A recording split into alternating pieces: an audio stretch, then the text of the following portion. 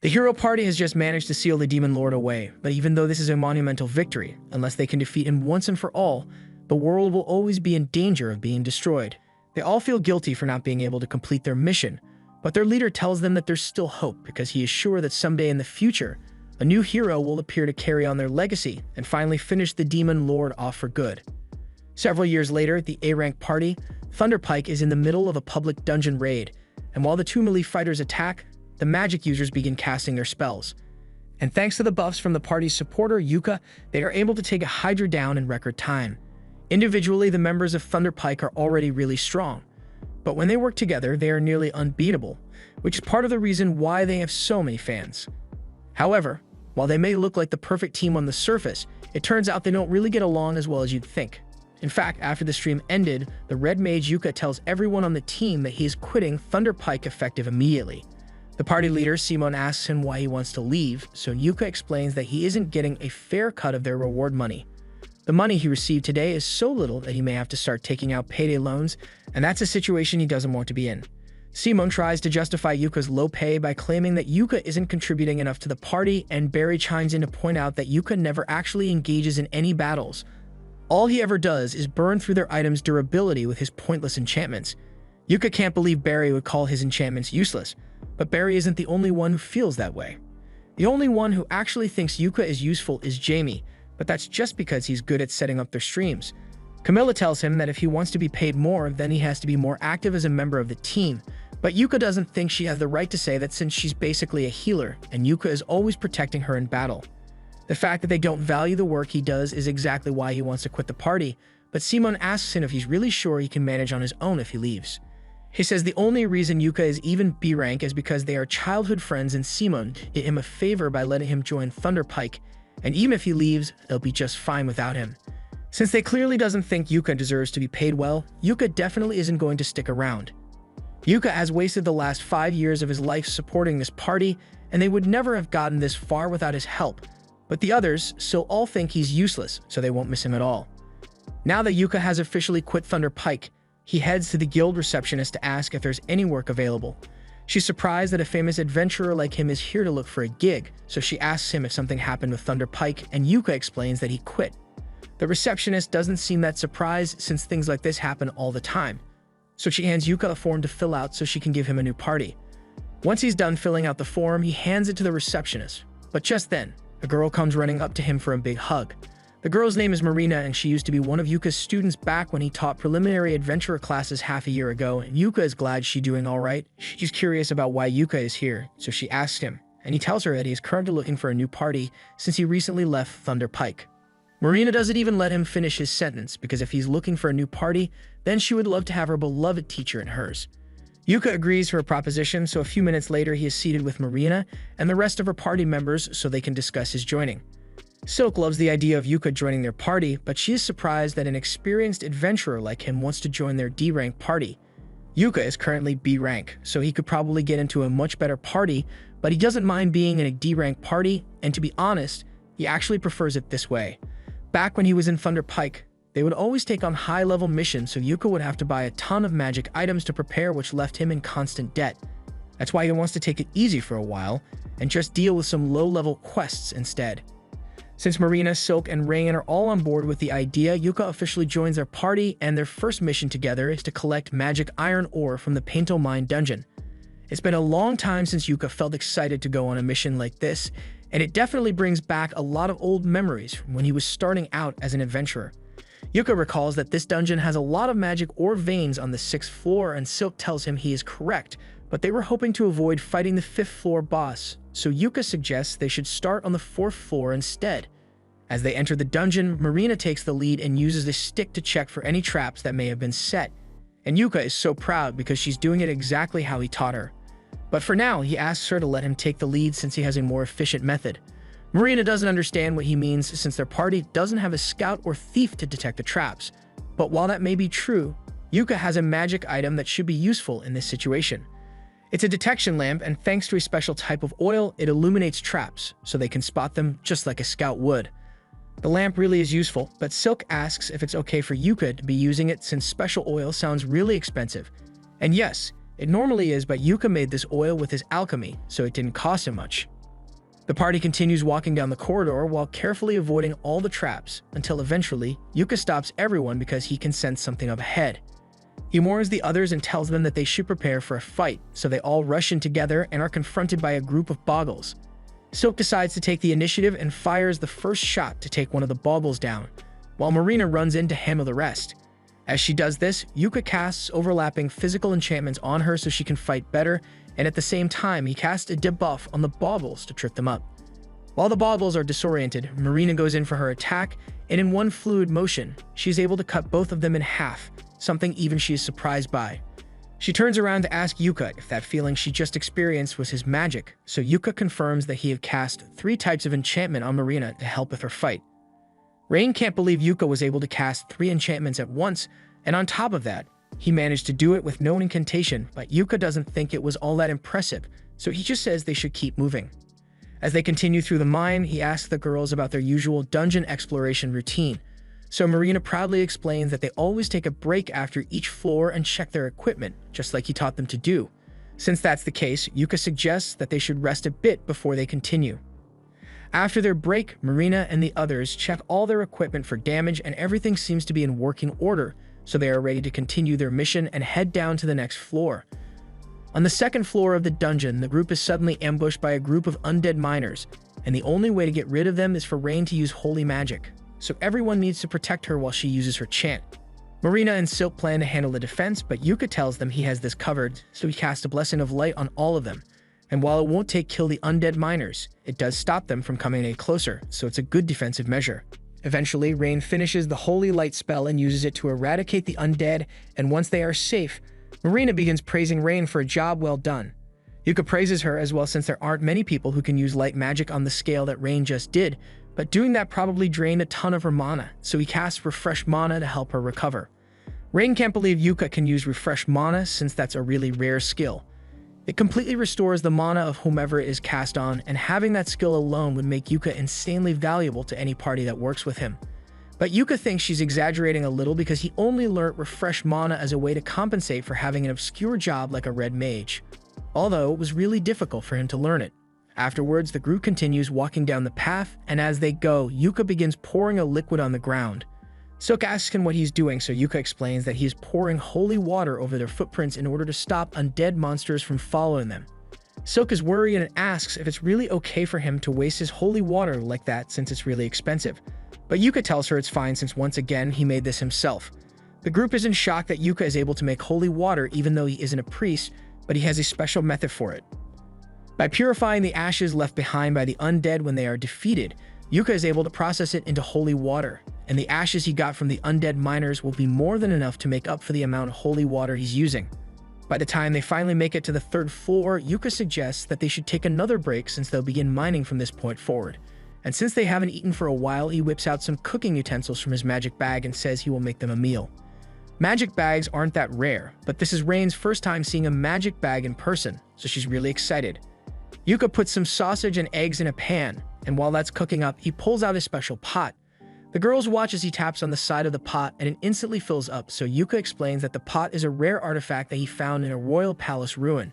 It basically fills up with a random soup every time you use it, so it's really handy to have. The girls are really grateful to Yuka since this is the first time they've gotten to have such a good meal while in the middle of a dungeon mission. But when Silk takes a closer look at the food, she realizes that it has mana radiating out of it. She asks Yuka about it, but he tells her there's nothing special about the food since all he did was prepare it with lots of love. His alchemy skills might have accidentally enchanted the food, however, it shouldn't be a problem. The group eventually makes it to the 4th floor of the dungeon and are confronted by a rock lizard, but as the monster charges at them, Yuka casts a slow spell on it, so it practically freezes in place.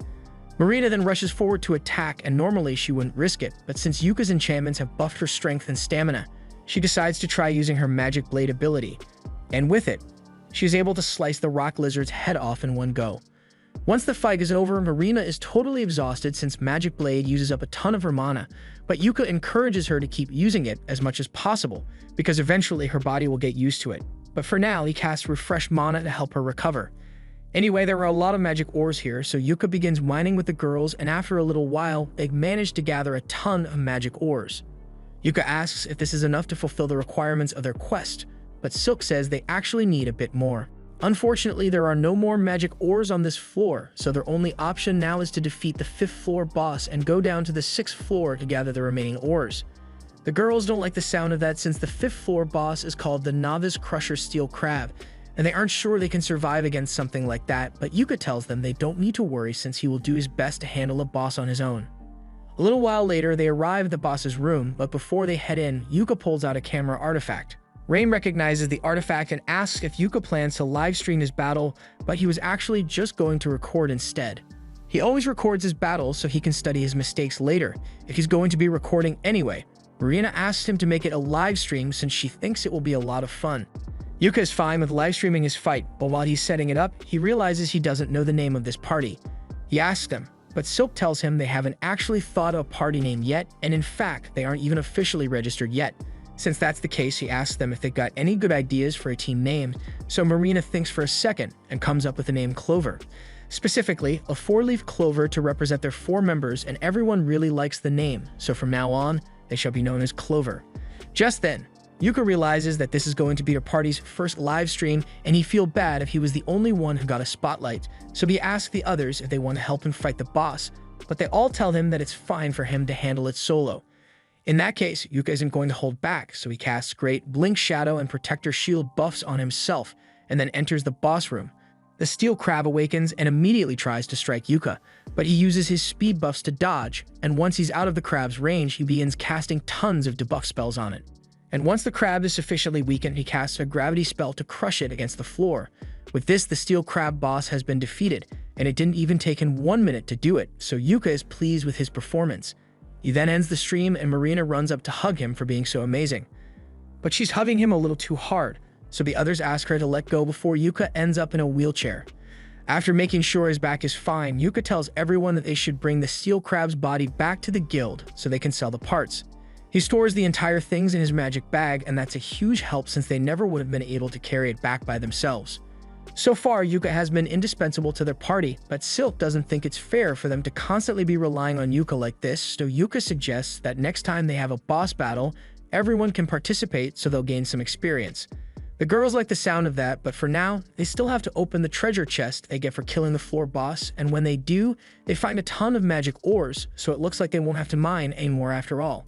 Dungeon streams are really popular all around the world as they are a great source of publicity, so big companies often offer sponsorship deals to popular streamers. And right now, Yuka's popularity is at an all-time high because the video of him defeating the Steel Crab with nothing but status effect spells has gone viral. Meanwhile, Yuka and the others are returning home, and while on the carriage, Yuka asks them what they thought of their first mission together, and the girls absolutely loved it. They learned all sorts of cool things from Yuka, so this was easily the best mission they've completed so far. In fact, they were all thinking of making Yuka the official leader of their party since he has the most experience, and they all trust him with their lives since he was their teacher. Yuka is hesitant to accept the role since he never intended to take over Marina's party, but since they all say they want him to do it, he ends up agreeing, mostly so he can ensure their safety in future battles. While Yuka's party is celebrating their first victory, Thunder Pike is suffering a crushing defeat. Simon hired a new guy to replace Yuka after he quit, but you must still not realize how much Yuka was carrying their party because he led them right into wolf territory and expected everything to just work out. Normally, Yuka would have cast a weakening spell in the wolves by now, but the new guy can't do that, so the wolves are way too strong for the party to handle, and as a result, Jamie gets chomped. Simone sees her in trouble and rushes to save her by decapitating the wolf, and while Jamie is technically safe now, her stomach is full of holes, so she'll die if she doesn't get help soon. Simone asks Camilla to cast a healing spell on Jamie, but Camilla says she's out of mana, so there's nothing she can do. It's not like they had a guide who could cast a mana restoration spell, did they? The group retreats to safety and Simone administers first aid to try and keep Jamie alive while Camilla's mana recharges. He asks if anyone has a healing potion and the new guy, Cork, has one, but he doesn't feel like giving it to Simone since Simone made it painfully clear that he was responsible for buying his own equipment with his own money.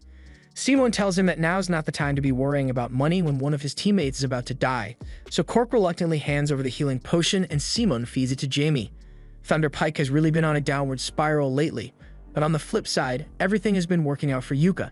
He and the girls are sitting at the bar to celebrate, and while the reward for their quest wasn't that high, the Steel Crab's body was in good condition, so the guild paid a good price for it.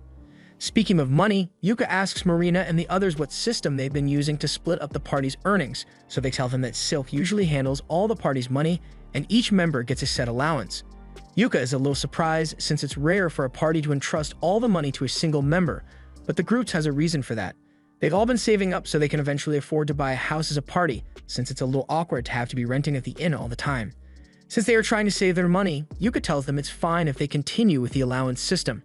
Silk asks if he is really okay with her handling all the finances since she thought an adventurer like him would want to handle his own money, but Yuka trusts her, so there's no reason to change the system they already have. While Yuka and the other are having fun and getting along, Simone and the rest of Thunder Pike are upset because that was the worst outcome they had in years. Thankfully, they were able to save Jamie's life, but things could have gone really badly, and Simone blames it all on Cork.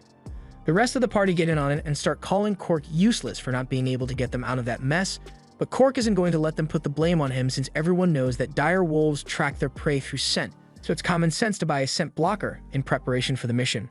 This is clearly the party's fault for not being prepared for the situation, but Simone tries to turn it around on Cork and says that if he knew about the scent blockers, then he should have told them. And the fact that Jamie almost died is entirely his fault too because he didn't buy scent blockers for the entire party. The gaslighting is strong with this one.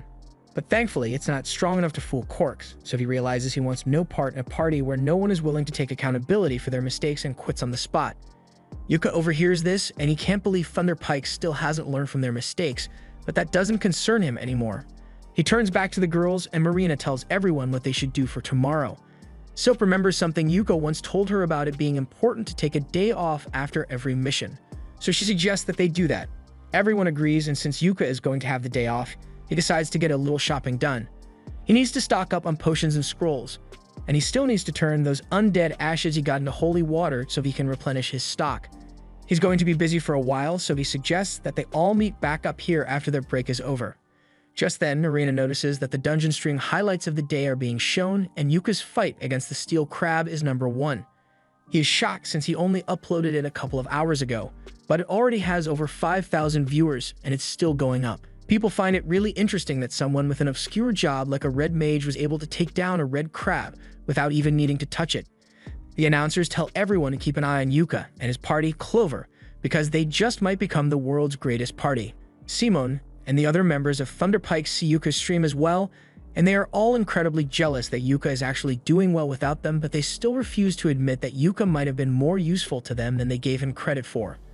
Thunder Pike is always going to be a bunch of haters, but it looks like there is actually someone else hating on Yuka from a distance, and he seems mad that Yuka is getting comfortable with his new party. A couple of days later, Yuka is back in the guild, and he's looking at the notice board to see if he can find any quests that will be good for the girls. The receptionist sees him struggling to decide, so she comes over and asks if she can help. Yuka asks her if there are any quests that are easy enough for a party of noobs, but also paying a decent amount of money. The receptionist tells him that he is being a little too optimistic here. He's never going to find such a perfect quest, but given the circumstances, she points to a C-rank quest that involves fetching some magic stones from the Orden Forest.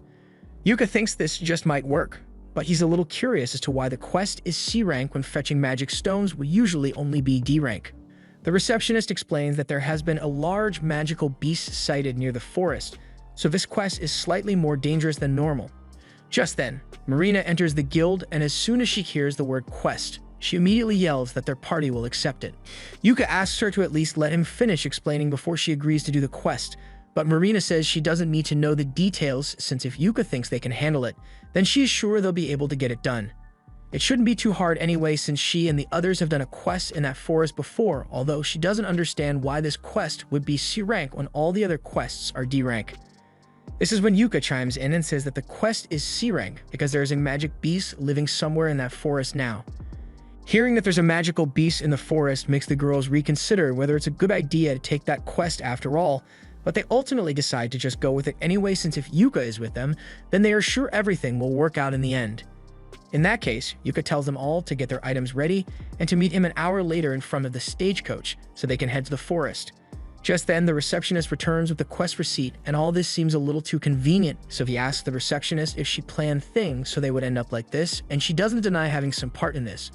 The stream Yuka made yesterday ended up earning him more than 10,000 fans, and they are all eager to see Yuka's next stream. Yuka is a little embarrassed since he hadn't realized his stream would earn him so much attention. He sees no harm in continuing to stream his fights since he'll bring attention to the girls. And if they happen to find that magical beast, having it on video would be great for the guild's records. While Yuka was talking about all this, the man from before is getting more and more infuriated, so as Yuka leaves the guild, he follows him. Yuka immediately realizes that he's being followed since the guy doing it is doing a terrible job at it, so he ducks into an alleyway to get away. He was hoping to lose his stalker, but for a fat guy, he's pretty quick and catches up to Yuka. Yuka asks him if he has any business with him, so the man demands that Yuka quit Clover immediately. Yuka obviously says that's not going to happen, especially since he's the leader of the party. The guy can't believe those girls would make Yuka their leader after just one day together, even though they offered to join their party $1 million, and they kept turning him down. Yuka understands what's going on here. This guy wanted to get himself a harem of cute adventurer girls, but Marina and the others refused to let him join, and now seeing another guy live his dream has made him irrational. The man draws his sword to attack if Yuka doesn't agree to leave the girls' party, so Yuka quietly casts a snare trap at the man's feet and then turns to walk away. As Yuka is walking away, the man really does try to attack him, but Yuka's trap causes him to slip and fall on the ground. Once he's on the carriage, he talks to the girls about his random encounter. They recognize the guy as Bizio and tell Yuka that the guy has been trying to join their party for so long. They ask if Yuka is alright since they would hate it if something bad were to happen to him because of them. But Yuka assures them it is not their fault, and besides, he left that guy unconscious in the middle of the street, so they can just report him when they get back to town. In the meantime, before they get to their destination, Yuka wants to go over their mission objective one last time. They are going to fetch 3 magic stones from the Orden Forest, and since the others say they've been here before, he asks them what it was like when they got here. According to Marina, they had been here 2 months ago, but now that she thinks about it, she didn't run into any monsters at all. After hearing this, Yuka realizes that the magical beast must have already been in the forest 2 months ago, and if they encounter it, he's going to be live streaming. This way, the guild gets valuable information about the beast, and in the event that they can't defeat it, it'll be easy to call for backup if needed. Once they arrive in the forest, Yuka begins the stream and the group starts making their way through the forest. Yuka decided to be the rear guard since beasts usually attack from behind, but Marina asks if it's really alright for him to be at the rear since he's in the most danger there. Yuka tells her she doesn't need to worry since not only can he use Blink Step to get away if his life really is in danger, his clothes also have really good defense stats, so he can take a couple of hits before he goes down. They soon reach the waterfall where they are meant to gather the magic stones, but just before they could reach there, Yuka tells everyone to wait because he can sense something coming. The magic beast finally reveals itself, but all the confidence Yuka had earlier goes about the window because that thing is a high-level monster that's usually only found in the deepest parts of the dungeon, a Zarnag. The girls are nowhere near strong enough to handle this thing or even survive a minute against it, so Yuka gets in front of them and tells Silk to lead the others back to the Adventurers Guild and get back up while he holds this thing off here. However, the girls know that Yuka doesn't stand a chance against that thing either if he is fighting solo, so they refuse to leave his side, otherwise he might really die. Yuka can't really argue with that, so he agrees to have them fight with him, and cast his enchantment spells on them. He and Marina are handling the front line, so Marina charges forward first, but the Zarnag swats her away effortlessly. Yuka tries to use his layered status effects on it, and while it does disorient the Zarnag, it doesn't do much damage to it, so he's running low on options. Right now, there's only one thing in his arsenal that can stop this thing, so Yuka decides to go all or nothing. However, he will need Marina to buy him some time so he can finish casting the spell. Marina agrees to distract the beast, so she gets up close to it and does her best to keep its attention while dodging its attacks.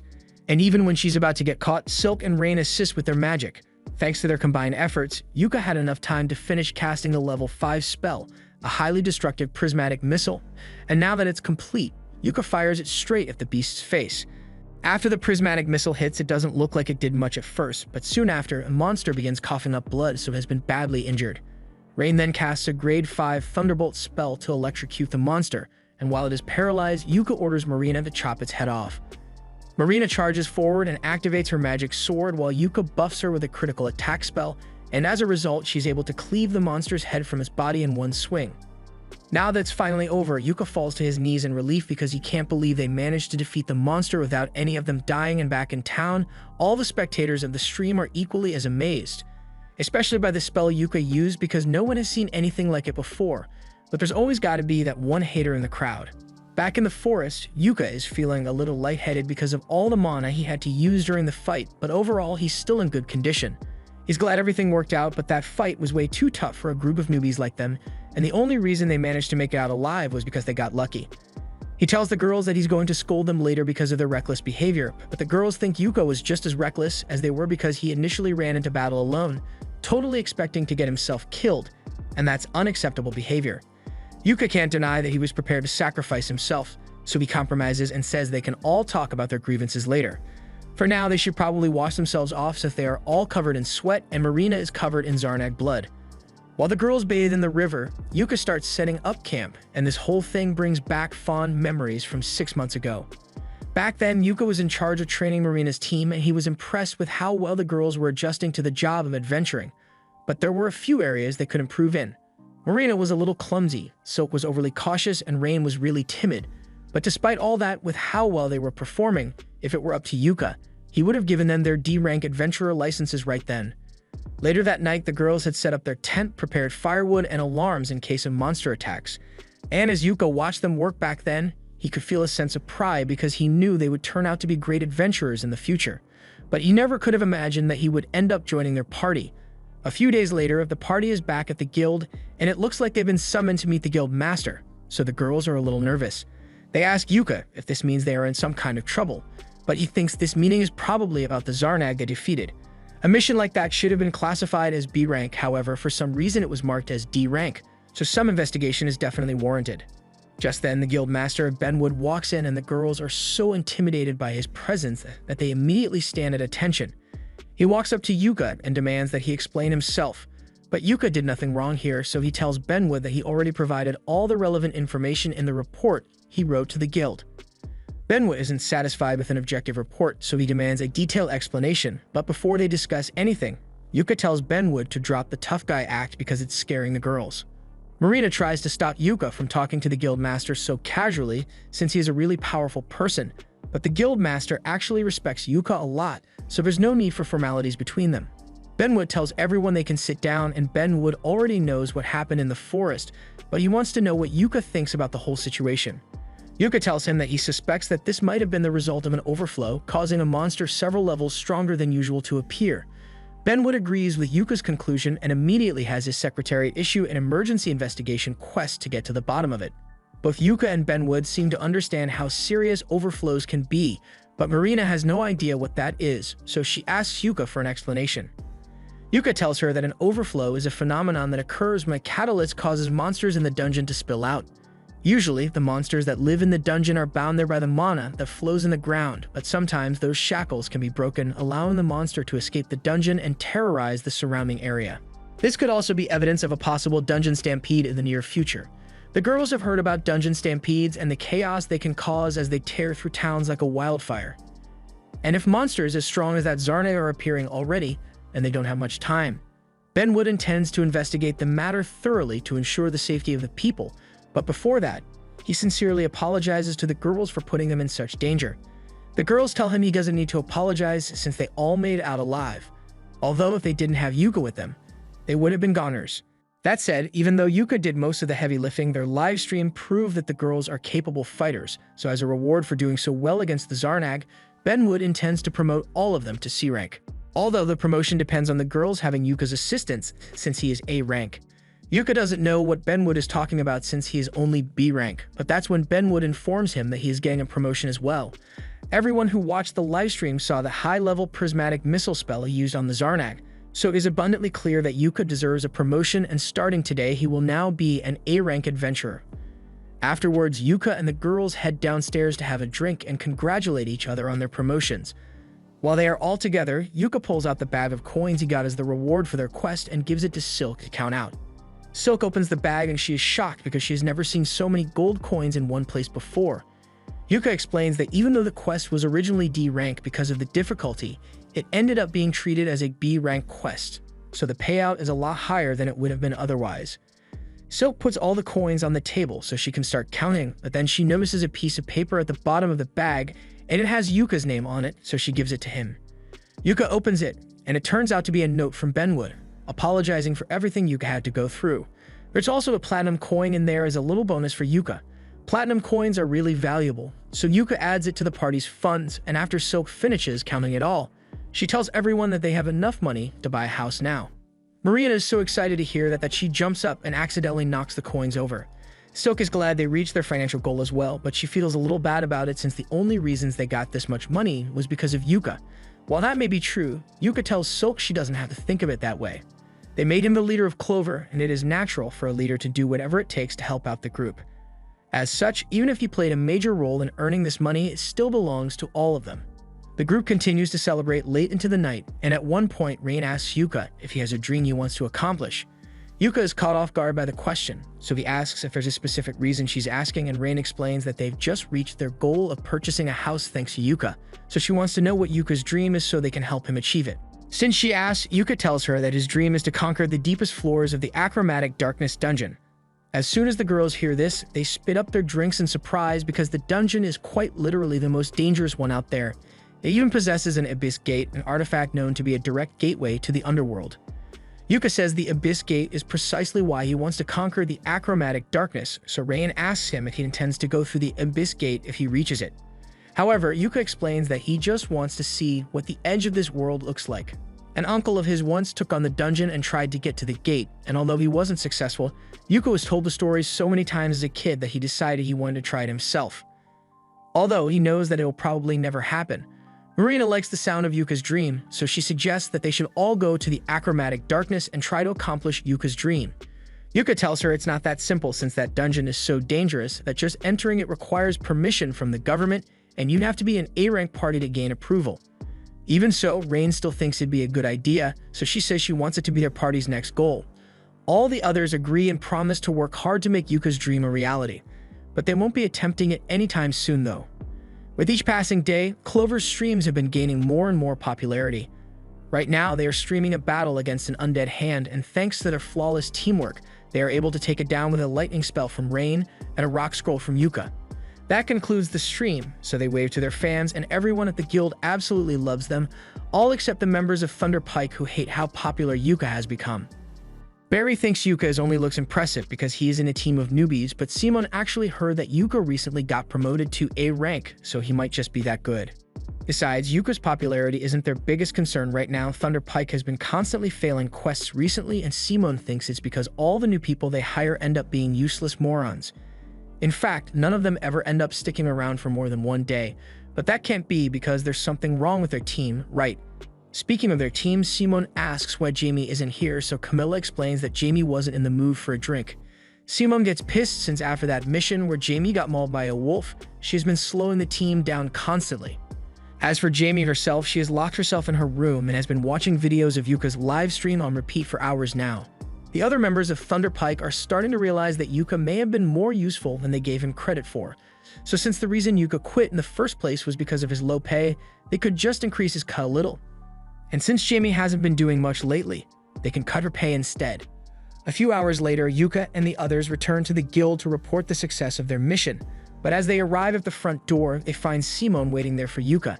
Seeing Simon again makes Yuka a little angry, so he tells the girls to head inside without him, and then he asks Simon what he wants. Simon gets to the point and says he is allowing Yuka the honor of rejoining Thunder Pike. Yuka can't believe the shit that just came out of Simon's mouth, but Simon tries to manipulate Yuka into considering it by reminding him that his dream to see the Abyss Gate can only come true if he's part of an A-rank party like Thunder Pike. Plus, ever since Yuka bailed on Thunder Pike, they've been struggling to complete quests, so Simon says it's Yuka's responsibility to come back and make things right. Yuka listened to everything Simon had to say, but it's too bad he doesn't care though. He and Simon may have been childhood friends. But that means nothing after all the disrespect Simon has given him, so Yuka wants nothing to do with him ever again. He then walks inside, leaving Simon to stew over the consequences of his actions, and meanwhile Bizio was watching the whole thing, and he seems to have a sinister idea in mind. Back inside, Yuka meets up with the girls and they ask him what happened with the guy outside. Yuka explains that that was Simon, the leader of his former party, and as soon as Marina hears this, she gets worried because Yuka might end up rejoining Thunder Pike. But as Yuka stated earlier, nothing on Earth would ever make him go back to that shit show of a party. That aside, they still have to report their mission's success to the guild, so they all head to the reception desk and afterwards, they'll have drinks to celebrate. The next day, Yuka calls a meeting to tell the girls about a quest they received. Marina is already primed and ready to go, but Yuka tells her to sit down first and at least listen to what the quest is about. He tells them that their party has been specifically requested by Earthies. The girls are surprised since Earthy's is the most well-known workshop in the country. In fact, Silk's bow was made at Earthy's, so it's an honor to be specifically requested by them. However, the girls still wonder why Earthy's would choose Clover of all parties. Yuka explains that Earthy's is launching a new theme of equipment for ladies that is both stylish and safe, so they basically want Marina, Silk, and Rain to conquer a dungeon while wearing the new outfits in order to promote the brand. Marina can't believe they are really going to be poster girls for a brand as big as Earthy's, but Silk and Rain are already fixing their hair for the mission. It's a really good deal since they get paid to conquer a dungeon and get to keep the armor afterwards, so they tell Yuka they'll accept the offer and the group later sets out for Iron Dungeon. When the day for the quest finally arrives, Yuka meets up with the girls outside the dungeon and they've already changed into the new Earthy's gear. Yuka tells them they all look really cute, and on top of looking good, the equipment is all really functional, so he thinks it suits them. But for some reason, Rain seems to be upset with him, and he doesn't know why. The group enters the dungeon, and as they do, Yuka explains that this dungeon is relatively old and only has 4 floors, but at the bottom, there is an entrance to a separate dungeon, which is what they will be clearing. To get to the second dungeon's main entrance, Yuka says they are going to have to take the stairs, but those stairs are really long, so Marina asks if they can just climb down the middle with a rope to save time. Yuka tells her that normally she would be right, and people have tried doing that in the past, but this dungeon has a distortion field preventing you from going anywhere that isn't a designated path. He tells them to be careful not to get caught in the field, but then he notices that Rain still seems upset, so he asks her if he did something wrong. Rain doesn't say anything, but the others know why she's upset, so they tell Yuka to take a closer look at Rain's outfit. Yuka looks at Rain, trying to see if there's something he missed, and that's when he notices that she changed her ribbon bow color to blue instead of red today. Rain was upset that he hadn't complimented her on it, so Yuka tells her it looks good on her and she feels a lot better. They then head down to the second floor, and thanks to his lantern, Yuka spots a trap ahead, so he tells the girls to stand back while he takes care of it. He pulls out a long stick, and with it he taps the trap, causing several dozen spears to spring up from the ground, walls, and ceiling. That would have been an unpleasant way to die, but since he has already triggered it, it should be safe for them to continue forward now. They are going to have to squeeze through all the spears, so while walking, Yuka asks if anyone is having any trouble. Thankfully, since their new armor is so snug, the girls have no trouble passing through the spears. Once they make it a little farther down the corridor, Yuka senses something up ahead and warns the girls to get ready for battle. The group comes face to face with a group of orcs, and the second Silk sees the orcs, years of generational hatred comes flowing back into her mind. Yuka knows that orcs are the natural enemy of elves, but he asks Silk to remain calm so she doesn't make a mistake. Yuka plans to hit them with powerful magic first, then Marina will attack with her sword, and Silk can provide backup from the rear. Now that everyone knows the plan, Yuka casts his enchantment spells and Rain begins casting a fireball spell. Once she's done, she shoots it at the orcs, setting them ablaze, so Yuka then joins in with a rock blast. While the orcs try to evade his rocks, Silk shoots one in the neck, and another was crushed, so there are only 2 left now. Marina charges in, and as the last 2 orcs charge forward, Yuka hits them with a paralyze and slow spell, allowing Marina to chop one clean in half, while the other gets shot in the neck by Silk. Marina then finishes it off by splitting the orc's head in half. Now that the battle is finally over, Yuka walks over to the orc corpses to pick up the magic stones and asks Silk if she has calmed down now. Silk apologizes for her outburst, but she can't help but be filled with rage whenever she sees an orc. Yuka understands that she can't control her reaction to orcs since it's just a part of being an elf. Just then, Marina comes up to Yuka and tells him she just found something weird on one of the orcs' bodies. She hands it to him, and after inspecting it, Yuka realizes it's a Memorandum of Revelation scroll. It's an artifact that can uncover hidden abilities in people who use it. It's kind of odd that a low-ranked orc would have something like this, but in its current state, it's not that valuable since it's so damaged. However, it would be a waste to sell it off, so Yuka says he's going to fix it and let one of the girls use it. Silka asks what happens if one of them uses the scroll, so Yuka explains that it will unlock a hidden talent. For example, it might grant you a second job or maybe a new skill. If that's what the Revelation scroll does, then Rain and Silk suggest that Marina should use it when it's repaired since she only has 1 job right now. Marina is a little hesitant to accept since sword mages are rare and she's not sure she has the potential to become one. Still, Yuka thinks it's worth a try anyway since even if she doesn't get a second job, she might end up uncovering some sort of hidden ability. Just then, a chest appears as their reward for defeating the orc, and after opening it, they continue walking until they get to the break room between floors. The reward they got from the chest was a magic bag, so Rain is over the moon with joy since everyone said she could have it. Mostly because its magic bags are more useful to people in support roles. If they manage to find another one at some point, Yuka thinks it would be best if Silk got to have it since it would allow her to store more arrows. Once their break is over, they all get up, but before they continue, he wants to review the team's losses and gains. Yuka used one of his scrolls, but his mana levels are still decent, and Marina feels perfectly fine. Silk used 5 arrows when they fought against the orcs, but she's got 20 left, and as for Rain, she is ready to continue. Since everyone is still in good condition, they continue down to the 3rd floor, and Yuka warns everyone to stay alert since even though this floor doesn't have a floor boss, they have to be ready in case they get attacked. There used to be a door to the main dungeon, the abandoned city, but around 10 years ago, the door just vanished, so anyone can just walk in now. It is said that in the past, the door was guarded by multiple Shadow Stalkers, and from what Yuka knows, the Shadow Stalkers are supposed to look like solid black mannequins with shiny eyes. But those things haven't been seen in years, so there's no way they'd run into one here. However, there's a black mannequin with shiny eyes just staring at them menacingly from the 3rd floor, so Marina asks if they should be concerned about that. That thing is definitely a Shadow Stalker, and Yuka thinks it's unbelievable that they are actually seeing one here, so he makes sure the recorder gets a good view of it. The Shadow Stalker may look creepy, but they don't have to worry for now since it's on the 3rd floor. There's no way it can cross the distortion field. However, the Shadow Stalker proceeds to jump down and pierce through the distortion field like it's nothing, so they might be in trouble after all. Yuka tells everyone to get ready to fight and pulls out a scroll of multi-enchant to buff the girls as much as possible. But even with all the enchantments, when the Shadow Stalker launches its first attack, it takes Marina out in one hit. Rain rushes over to Marina's side to heal her while Silk provides cover, but Yuka still can't believe that the Shadow managed to shatter his multi-enchant barrier so easily. The Shadow prepared another attack, so Yuka charges forward and casts a protection barrier on himself, but the Shadow's attack easily shatters it, so Yuka comes to the conclusion that the Shadow's attack must be specifically made to destroy barriers, so he switches tactics and casts Blink Shadow on himself, so he can avoid being hit altogether and sneak up on the Shadow to slay it. However, before he could strike, the Shadow turns around and hits Yuka with a dark magic curse that leaves him immobilized, so there might really be no way to beat it. The Shadow then casts another curse, but Rain manages to block it with a holy shield, while Silk counterattacks with her Dryad Vines. While the Shadow is busy, Rain tries to heal Yuka like she did with Marina, but to her horror, she discovers that Yuka isn't breathing. At the same time, the Shadow slashes Silk across the back and Marina manages to chase it off, but it's moving way too quickly for her to hit it, so Rain decides to use a wide area spell to take it down. She casts Icicle Rain and aims it at the Shadow, but it disappears and slashes both Marina and Rain in the back. Now all the girls have been badly injured, but the Shadow isn't down yet because it then proceeds to cast dozens of Eclipse Cannons and fires them straight at the girls. This would have been the end of them, but at the last second, Yuka returns and casts a light shield over them. He covers the floor in 1,000 trip spells so the Shadow can't get away, and then he begins spamming every possible debuff effect he can cast to weaken it, while also casting buffs on the girls to heal them.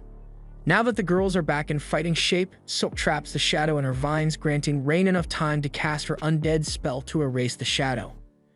The battle is finally over and Marina is so glad that Yuka is still alive that she gives him a big hug, but Yuka tells her that her hug is bringing him dangerously close to dying again. Once Marina lets go of him, Yuka thanks her, because if she hadn't spotted the Shadow Stalker when she did, it might have gotten them with a surprise attack, and that would have been a guaranteed death sentence for them. He then asked Rain what she thought of the Shadow, so Rain says it was undead, but its mana was in disarray, so it felt like the Shadow's existence shouldn't have been possible. Furthermore, it shouldn't have been able to pass through the distortion field, so in all likelihood, it must have been the result of a dungeon overflow. Silk asks Yuka what he thinks they should do, and since they are already at the bottom floor, he suggests that they should at least finish their quest before they head back up. In that case, Marina asks if they should inform everyone of the Shadow Stalker with a stream, but Yuka would rather not since they are wearing Earthy's unreleased equipment line, so he doesn't want to show it to the public without permission from the client. Yuka suggests they finish the quest quickly so they can get out of here, so they keep moving and head down to the corridor. There, they find the door that leads to the abandoned city, and according to the legends, people once lived in there. However, their quest only requires them to make it to the gate, not enter, so once they touch it, they turn around and head back to the surface. After returning, Yuka makes his report to the guild, and once he is done, he meets up with the girls who are waiting outside. Silk asks him how it went, so Yuka tells her he submitted the footage they recorded and told the guild about the Shadow Stalker. The guild will likely want to interview them about it later, so Yuka suggests they should take the next 2 days off and stay in Qualto. Marina likes the sound of that, so she asks Yuka if he'd like to go on a date with all of them. Silk isn't familiar with the city, so she was hoping Yuka would show her around, and Rain wants to see all the artifacts this city has to offer. Yuka sees no reason to reject their offer, so he agrees to go on a date with them. Thunder Pike continues going on adventures to try and maintain their status as an A-rank party, but Barry has been complaining a lot about their rations because they always used to get good food from Yuka when he was around. Simon tells him there's no use in complaining about it now, so he suggests they keep going and asks everyone if they still have enough mana and potions. Barry tells him he didn't buy any potions because why would he waste his money on healing potions when he can just have Camilla heal him instead? But Camilla doesn't have infinite mana, you know. Simon tells them to stop arguing and asks Jamie to get their stream up and running so they can continue. While she's working on it, Barry starts calling her weak and useless for no reason, and the others join in on it. They've been on an uncontrollable downward spiral lately, and since Yuka isn't around for them to blame their problems on, they've started taking it out on Jamie, and there's nothing she can do about it.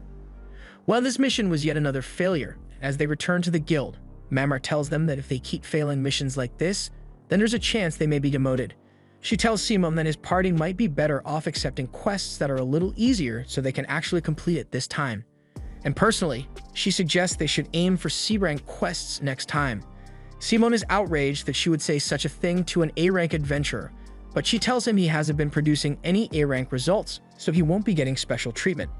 Simon once again tries to blame his shortcomings on others and says it's the guild's fault for not introducing them to someone he can manipulate into doing the heavy lifting for the team.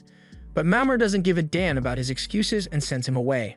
With nothing else to do, Thunder Pike sits at a table to brood, but Jamie sits at his separate table because she doesn't get along with the others so well anymore.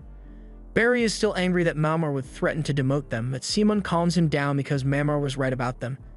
They haven't been performing as well as they used to, so maybe A-rank missions are a little too much for them to handle right now with just the 4 of them. However, if Simon thinks their lack of a 5th member is a problem, then Camilla tells him to hurry up and find a new member for their party since that's his job as the leader. Simon knows Camilla is right, but even if he finds someone else, there's no way he would get someone as good as Yuka was, so Barry asks him if they can just bring Yuka back to Thunder Pike. However, Simon already tried that and Yuka turned him down, so if he's going to bring Yuka back, then he's going to have to do something to convince him to ignore the past few years of gaslighting he had to endure. That's why Simon suggests that they should take a mission in the Achromatic Darkness dungeon, since it has always been Yuka's dream to conquer it, because he wanted to find an abyss gate. Simon thinks they can lure Yuka back into their party if they pretend that they are interested in clearing the dungeon, since only A-rank parties are allowed to go in there, so there's no way Yuka could do it with the newbie girls in his party. Barry thinks this is a great idea, so he agrees with Simon's plan, and Jamie is just wondering how she ended up stuck with a bunch of idiots like them. Meanwhile, Yuka and the girls are heading out in town, and while walking to their destination, Yuka tells them that he heard the Iron Dungeon was temporarily closed for an investigation, although it shouldn't be surprising since a Shadow Stalker did show up for the first time in 10 years. As they continue walking down the street, they eventually find the man they are here to meet, and he takes them to inspect a house that they are interested in buying. Monday shows them around, and the house looks pretty good, but Yuka doesn't think it's right for them since ground floor homes are easy targets for burglary, and it's hard to stop people from looking in through the windows, which is a major privacy concern since the girls will be living here. In that case, Monday offers to show them a different property and leads the group to a second house. This one was newly remodeled into a family home and has private bedrooms on the 2nd floor, along with an underground storage space and roof access. Marina thinks this place is great and Yuka likes it too, but he still hasn't made a decision on it yet, so he asks Monday if he could put a hold on this house for a little while. Monday says he will keep the house on the market in case Yuka decides to buy it, but for now, he has one last property to show them. Yuka and the others follow him to the next house, but as they walk, Yuka starts feeling a bit uneasy. Ray notices this, so she asks Yuka if something is wrong, and he tells her it's not a huge deal, but Thunder Pike's base is near here, so he's a little worried he might run into them while he's here. As soon as the girls hear this, they tell Monday they don't want to see the last house. They don't want to risk living in the same neighborhood as Thunder Pike, so it could be a 7-story mansion for all they care. They don't want it. Marina suggests they just buy the last house they saw since that one was pretty good, and Yuka agrees, so that same day, they get everyone's stuff moved over to the new house. Yuka says he will help the girls put their stuff in the house, so he asks if they decided which rooms they want, but they were actually waiting for Yuka to choose his room first. Yuka is confused, so he asks them if they are saying they want him to live with them, and that's exactly what the girls are saying since this is meant to be a party base after all. And it's all thanks to Yuka that they could even afford to buy the house in the first place, so of course they want him to live with them. Yuka is hesitant to live under the same roof as the girls, But Marina reminds him that when they camp out on their adventures, Yuka has no problem sleeping right next to them, so this shouldn't be any different. It's hard to argue with that logic, so Yuka agrees to move in, but he's setting some ground rules. He tells the girls to keep in mind that he's a man, so they have to actually use their door locks when they are changing their clothes or something. He just really doesn't want to get forced into embarrassing situations, and as long as they all respect each other's privacy, there shouldn't be any issues. With that settled, they sit down at the lunch table to eat and toast to their future as Clover. However, Yuka notices that Rain is a little distracted, so he looks at the TV, and to his surprise, he sees a report about a party taking on the Achromatic Darkness dungeon. The announcer talks about how Thunderpike receives permission from the guild to perform an investigation in the Achromatic dungeon, and they apparently teamed up with another party, all with the aim of reaching the Abyss Gate.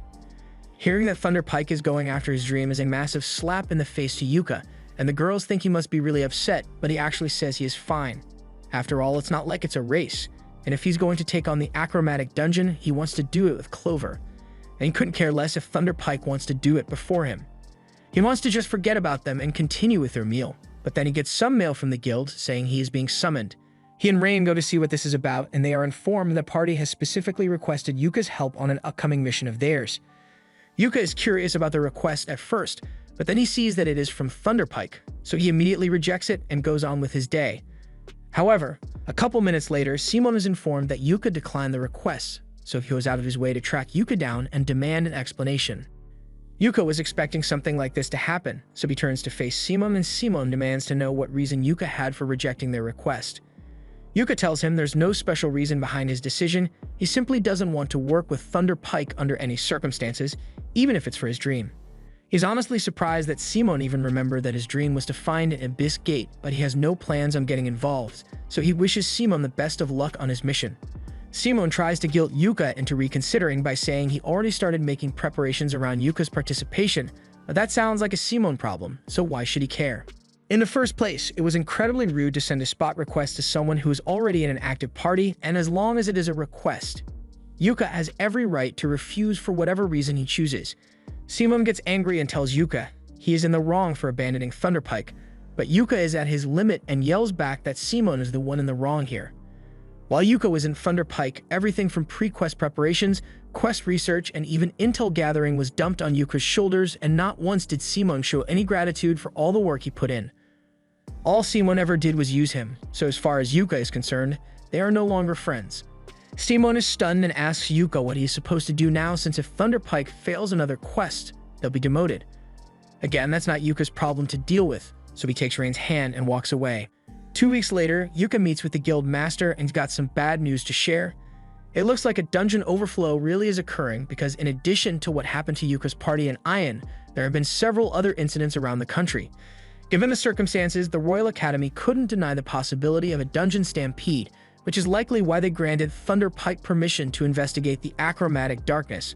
With that said, Benwood wants to nominate Yuka and the rest of Clover for an investment quest in the Achromatic Darkness. Yuka immediately tells Benwood he can't accept the quest, because there's no way a C-rank party like Clover can do a job like this. Besides, even if Thunderpike isn't reliable, there are other A-rank parties included in the Achromatic Dungeon investigation. However, Benwood tells him that the other parties have gotten fed up with Thunderpike's tricks and backed out of the mission. In fact, it looks like Thunderpike never actually intended to go on the mission because they haven't even submitted a formal application for the mission. Ben then pulls out a logbook and shows it to Yuka, but Yuka already knows exactly what this is, because it is the only conquest log of the last mission into the Achromatic Dungeon, and in it there is proof that the Abyss Gate exists. That's exactly why Ben wants Yuka to do the investigation, because he is passionate about the Abyss Gate, and if it's him, any reports he makes can be completely trusted. He isn't asking Yuka to conquer the entire dungeon, he just wants him to take a look inside. But to do that, Yuka would have to fight his way through the dungeon, and he thinks that would be too risky. Benwood understands his concerns, which is why he is willing to give Yuka this for the quest. It is a scroll of exit, and with it, Yuka can leave the dungeon instantly whenever he wants, so Benwood asks Yuka to reconsider. Just then, Memar comes in and hands Yuka the formal request form for this mission, and it says he will be joining a party called King of Wellmelia, and his party will be granted provincial A-rank status for the duration of the mission. This is starting to sound like a really big deal, so Yuka says he needs to talk to his party members about it before making a decision. After getting home, Yuka tells the girls about the request and tells them that he is actually thinking of turning it down. The girls are surprised that he would reject such a huge opportunity, and Yuka understands that participating would be a great boost for their party, but he doesn't think they are ready for it. There's still a ton of experience and preparations they are missing, but while they can't do much about their lack of experience, Silk tells Yuka that they can still make the necessary preparations before the mission begins. Rain asks Yuka if he's scared for some reason, and Yuka hadn't thought about it till now, but he really is scared. He's worried that he might lose the girls if they take on a dangerous mission like this, because that's the last thing he would want to happen. The girls feel the same way about him, but they promise to do everything they can to make sure they come back from the mission safely, so Yuka can trust them to handle themselves. Yuka realizes he was being overly cautious and apologizes to the girls for not believing in them. They all agree to take on the achromatic dungeon together, and later that day the group heads back to the guild to tell Benwood that they are accepting the quest, but they talked it over and they may need an extra person, so they ask if he can introduce them to a good scout. Mamar has expected something like this, so she already has someone lined up. This is Neen, and she's the daughter of one of Mamar's friends, but after one too many pranks, she got banned from her homeland. So Mamar took her in and helped her change her life around. Neen introduces herself as a former Fursi thief, but now she is a C-rank ninja, and she promises to make herself useful to the team, so she asks to be hired as their scout. Since the team is ready, Benwood and Mamar lead them down into the guild basement where the entrance to the achromatic dungeon is hidden. Silk is surprised because she never expected the dungeon entrance to be right below the guild. Mamar explains that the Adventurers Guild was built on top of the achromatic dungeon as a protective measure to seal off its entrance. But that aside, before Yuka and the others head inside, there's something Benwood wants to inform him of. The other A-rank party that was meant to come on this investigation actually backed out at the last minute, so Thunder Pike is the only party in there right now. He knows how Yuka feels about Thunder Pike, so he thought he should give him a warning, since he might end up running into them. And speaking of Thunder Pike, the guild is currently investigating them for fraud since there have been allegations that Simon is squandering the funds meant for the mission. In any case, he just asks that Yuka try to keep things friendly if he does run into Thunder Pike, because they can't have adventurers fighting amongst themselves in the dungeon. With that, the dungeon gate is opened and the group gets ready to begin their investigation. But before they walk in, Benwood reminds them that their job is just to look around, so they don't need to go out of their way to defeat monsters or clear the dungeon. Yuka and the others say they understand, so they begin their live stream and address all their viewers. Yuka greets everyone and tells them that today Clover will be heading into the achromatic dungeon for the very first time, and they will be streaming every second of it. Since Neen is the scout, Yuka gives her the lantern and a compass artifact to lead the way, and it's making her job a lot easier. She tells the group that there are no monsters in sight, and the wind compass is blowing in this direction, so she puts on an invisibility cloak and runs ahead to go check it out. While Neen is gone, Silk asks Yuka how he feels about finally exploring the achromatic dungeon, but to be honest, he's not as excited as he thought would be. Although the mission is just getting started, so Marina is sure it'll be more fun later on. Silk, on the other hand, says she's really excited to be here. She initially became an adventurer solely for the money, but after hearing Yuka talk about his dream, she became fascinated by the idea of adventuring to fulfill a dream. A little while later, Neen returns and she says she has confirmed the route they should take, but this place is really weird. The route Neen was talking about is this door floating in the middle of the forest, so Yuka and the others walk through and head deeper into the dungeon. While they are walking, Yuka mentions that he heard that Thunder Pike entered the dungeon 2 weeks ago, and they are currently on the 8th floor, so there's not much chance of them running into each other for now. Yuka reminds the girls that their objective is just to find out if there's anything odd about the dungeon, not to clear it, so it would be best to avoid all battles if possible. However, they soon find their path blocked by a strange fish monster, and there's no way around it, so it looks like they are going to have to fight after all. Yuka has never seen anything like this creature before, so he's not taking any chances and starts forming an attack strategy. He tells Rain to get compact fire spell ready and asks Silk to fire her arrows at the monster's head. As for Marina, he wants her to use this. She normally attacks with a sword, but Yuka wants to finish the monster off as quickly as possible, so the crossbow is the best option. Marina is a little disappointed since she was hoping to use her sword after getting a new samurai job, but a crossbow is cool too. Now that everyone is clear on the plan, Yuka goes all out and begins casting his prismatic missile spell, so just as the monster begins charging, he shoots it, followed up by a crossbow bolt from Marina, creating a hole in its chest. Rain then launches her flame spell straight into the hole in the monster's chest, causing it to burn up from the inside, and Silk finishes it off with a few arrows to the head. Neen is amazed by how quickly they were able to take the monster down, and now that it has been defeated, the team can move on to the safe room. Once they get to the safe room, Yuka says they should take a break and cuts the stream. He asks everyone to report their losses, but aside from the arrows that were used to fight the shark monster, everyone is still fully equipped. Yuka is glad to hear that everyone is in good condition, so that just leaves one more thing to deal with: the treasure chest. They are obviously going to open it, but Yuka is debating whether they should stream it or not. Silk points out that if there ends up being valuable loot in that chest, people might get upset about a C-rank party like them getting it. She makes a good point, so Yuka says they should open the chest off-camera and gives Ning the go-ahead to pick the lock. She does as instructed, and while picking the lock, she discovers that there's a trap built into it, but that's not an issue since she is skilled enough to avoid it. Nan eventually gets the chest open, and they are all amazed to see that it is full of beautiful gems, so Yuka tells Silk to hold onto the jewels and gold for now. She starts putting them into her magic bag, and once she's done, Yuka takes a look inside to see if there are any artifacts. No idea why they left some jewels in the chest, but Yuka finds a ring artifact that looks really promising, as well as this Q thing. He's a bit confused since his appraisal didn't give him any information about the artifact, but that's because the artifact has no attributes yet. It sounds interesting, so Yuka intends to report its existence to Benwood before trying to use it, but as for the ring, he thinks it would be great for Rain since it's an artifact that keeps its user calm. And it's clearly already working since she only slightly freaked out over Yuka getting down on one knee and putting a ring on her finger. They continue making their way through the dungeon, and before long, Ning is able to track down the second-floor staircase. Yuka tells her she's doing a great job as their scouter, but Ning tells him it's all thanks to the wind compass artifact he let her borrow. It allows her to find the staircase by following the air currents in the dungeon. Yuka is a bit surprised since he thought everyone used similar artifacts to traverse the dungeon, but he just has so many that it seems normal to him. Once they make it into the second-floor safe room, Yuka asks everyone to state all the strange things they've seen so far. Silk mentions that the scenery seems to have changed in some locations, and then there's that shark head thing, but most intriguing of all is the fact that they found a treasure chest in the first-floor safe room. That made no sense to him because treasure chests are usually only located in the deeper floors, and the value of the items found in the chest is directly proportional to the danger of the floor. So the fact that they found all those gems along with 2 valuable artifacts doesn't add up. All of this is more than enough reason to warrant suspicion, and just to be safe, they probably shouldn't risk going too deep for now, so Yuka suggests they should turn back for the day. This mission has been a great success since they managed to investigate quite a bit, found some interesting artifacts, and suffered no losses whatsoever, but unfortunately, Yuka's good mood is ruined because he ends up running into Thunderpike. He had really hoped he wouldn't have to see their faces ever again, and it's clear they haven't changed one bit because Simone, Barry, and Camilla all start berating him for being ungrateful, while Jamie stands at the back and tries not to get involved with her other teammates' tantrum.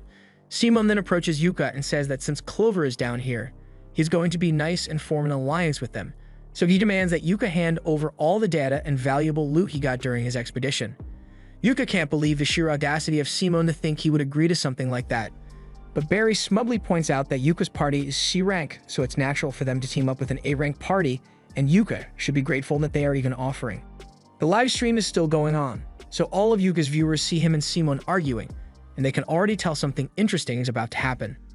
Simone continues spouting his BS and also demands that Yuka give him all the credit for any information he gathered. Yuka is getting tired of listening to Simone's stupidity, but before he could say anything, Silk beats him to it. She calls Simone shameless for trying to take advantage of others, but Simone, Barry, and Camilla are discriminatory against dark elves, so they call her a filthy follower of the dark god and say a savage like her has no right to speak in their presence. That was the last straw for Yuka, because they can disrespect him all they want, but if they insult a member of his precious family, then someone's going to die today. Simone tries to downplay his and the others' blatant racism, but Yuka was dead serious about his threat, and he tells them that he would sooner die than ever work with them again. He doesn't want to spend even another second near Simone, so he tells everyone in Clover that they are leaving and turns to walk away, leaving the 3 narcissists furious, and Jamie is really uncomfortable. And remember, all it was caught on Yuka's livestream, so a lot of people just saw Thunderpike act openly racist, and it's only a matter of time before they get cancelled. 2 days later, Thunderpike is called into a meeting with Benwood, and he tells them that several complaints have been lodged against Thunderpike in the past few days. One is from their sponsors, claiming that Thunderpike is misusing the funds that were allocated to them for the mission, 2 civil rights complaints from the Council of Elves and Wellmelia for being openly racist towards Silk, and 1 from the guild's headquarters. Benwood asks if Simone has anything to say for himself, but unfortunately, common sense was in short supply when Simone was born, so he says he did nothing wrong. If anything, he thinks Clover was in the wrong for allowing their filthy savage elf to speak to him like that. But before he even finishes that sentence, Simon receives a well-deserved punch to the face. Benwood is furious that Simon is so remorseless, but Simon doesn't understand why Benwood is making a big deal out of a single savage elf. Benwood throws a dagger near Simon's face to shut him up, and since Simon is clearly too ignorant to figure it out on his own, Benwood breaks it down for him. An A-rank party recognized by the Kingdom of Welmelia was just seen being openly racist towards a dark elf, and that has sullied the dignity of the kingdom. Simon thinks Benwood is overreacting over a little argument between adventurers, but Benwood grabs him by the neck and tells him his little argument may end up damaging the kingdom's relationship with the elves. So here's what's going to happen. Benwood wants Simon and the others to make an apology stream immediately, and he had better be prepared to lose his adventurer's license as well, or maybe even be exiled from the kingdom altogether. Simon is starting to realize how serious this actually is, so he tries to bargain by saying there will be no one to complete the achromatic dungeon investigation if Benwood exiles them, but Benwood tells him that he will be just fine without them. Unlike Thunderpike, Clover has proved themselves to be capable of handling themselves and working together in dangerous situations, and while they are on the mission, they have been provisionally granted A-rank status. Simon is left speechless upon realizing that Clover is A-rank. Benwood doesn't want to waste any more time talking to Simon, so he tells him to get out of his office and start working on that apology stream. Simon can't believe this is happening to him, and he has no intention of apologizing for what he did either because he doesn't think he did anything wrong. Instead, he blames Yuka because all this happened because of his stream, so he wants to get his revenge. Just then, someone calls out to Simon from around the corner, and he says he has a plan to get Simon back on top, while getting revenge on Yuka and Clover, and Simon seems interested in what he has to say. The next day, Marina meets with Yuka because she figured something out about that baby artifact they found. She knows what to do, but she needs Yuka's help to make it work, so she tells him to hold onto it while thinking of her, and as he does this, the black box transforms into a black samurai sword. Yuka is amazed because even he didn't know that was possible, so he asks Marina to explain how it works, but she says it's a secret. A few days later, Benwood meets with Clover as they are about to head into the achromatic darkness once again. He reminds them that they don't have to try to accomplish anything since the information they brought back on their first expedition was more than enough. Yuka assures him that they will be careful in there, and if anything goes wrong, he's going to use the scroll of exit to bail out immediately. They begin their live stream and tell all their viewers that they will be going on their second expedition into the achromatic darkness today, and their goal is to reach the staircase of the third floor while looking for strange things. The expedition has been going smoothly so far as the group makes it to the first floor staircase without much trouble, but as they head up the second floor, they find something none of them were expecting: a wide open field. The girls find it hard to believe that they are still inside a dungeon when they can clearly see the sky, but Yuka remembers seeing records of some dungeon floors that look like outdoor areas, so this isn't that strange. The only point of concern for him is that outdoor floors usually only appear around the 20th floor, but they are currently on the second floor, so this isn't normal. Yuka thinks the dungeon layout must have changed, so he would like to get a better look at their surroundings, but unfortunately, he didn't bring a telescope with him. Luckily, Rain knows a telescopic vision spell, so Yuka lifts her up onto his shoulders so she can take a look around.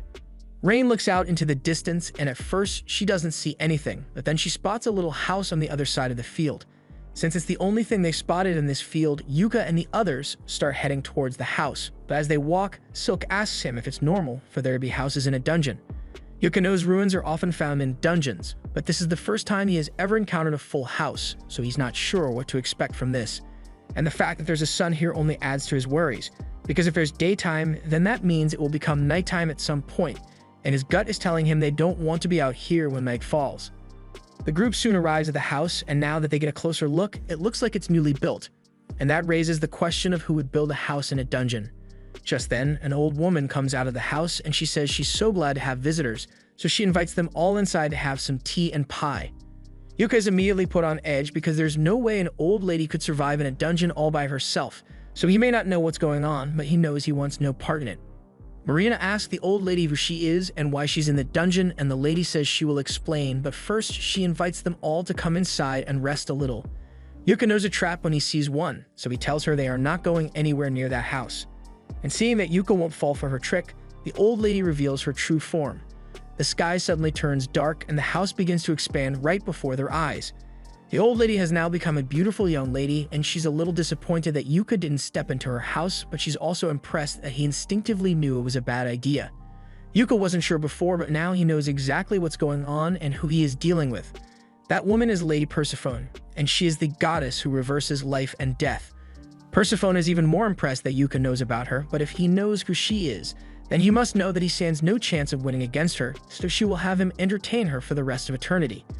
Yuka is well aware they can't win a fight against Persephone, but he does know of a trick that might get them out of this alive, so he gets down on one knee and says he would like to meet Persephone again when his time on this world comes to an end. That must have been the secret code, because Persephone suddenly no longer intends to capture them, but she tells Yuka she won't forget his promise and places a curse on him. Black letters suddenly appear on Yuka's face, and he feels immense pain, but he doesn't have time to worry about that because they all need to get back to the staircase immediately.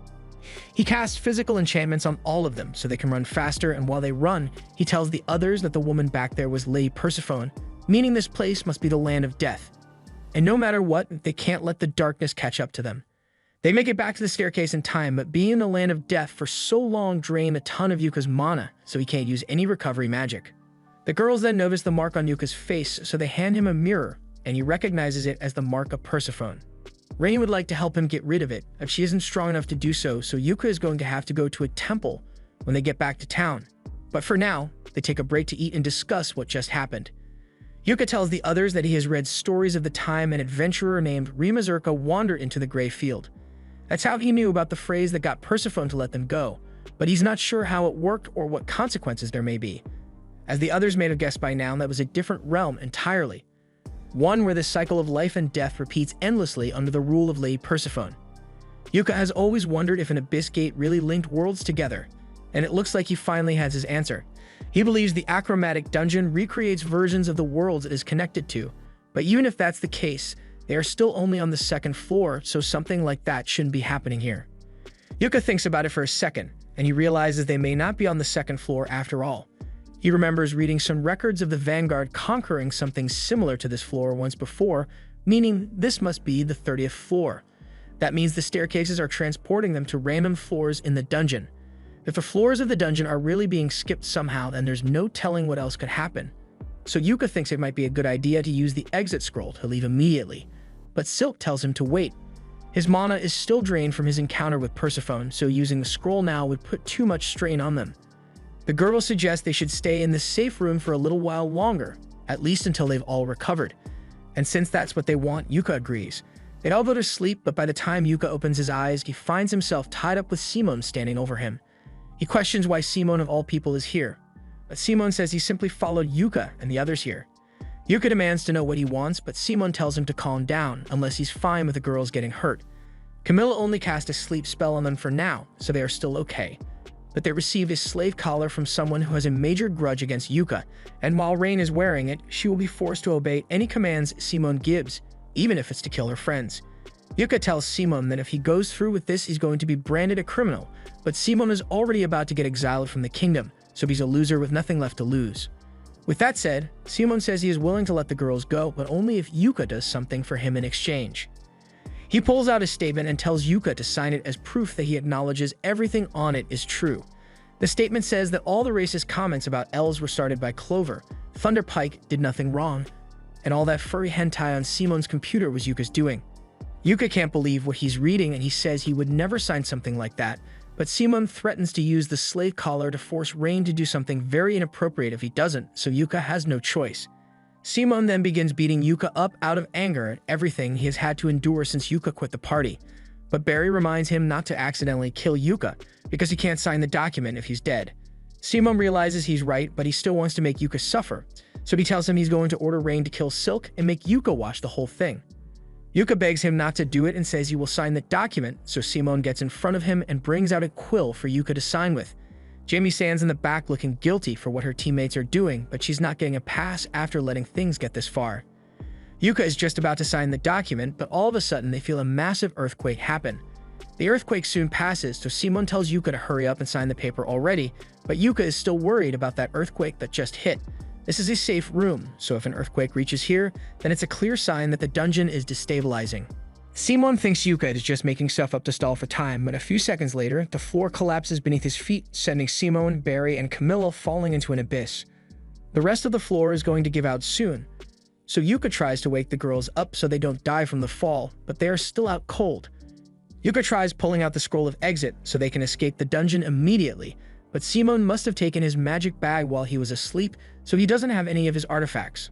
The floor soon gives out entirely, so Yuka and the others are sent falling to their doom. But fortunately, midway through the fall, Jamie casts a feather-falling spell that allows them all to land safely. All except Simon, Camilla, and Barry. Those guys are hurt badly, and they deserve every bit of the pain. Simon yells at Jamie for helping Yuka instead of him, but they've got bigger problems to deal with because a ton of orcs have surrounded them, and they have no way out. Jamie runs over to Simon and grabs Yuka's magic bag to return it to him. And once he has his bag back, he pulls out the scroll of sanctuary to cast a barrier while Jamie undoes the sleep spell Camilla cast on the girls. Once the girls are awake, Rain takes over barrier duty to buy Yuka enough time to use the scroll of exit and get all of them out of here. Yes, even Thunderpike too.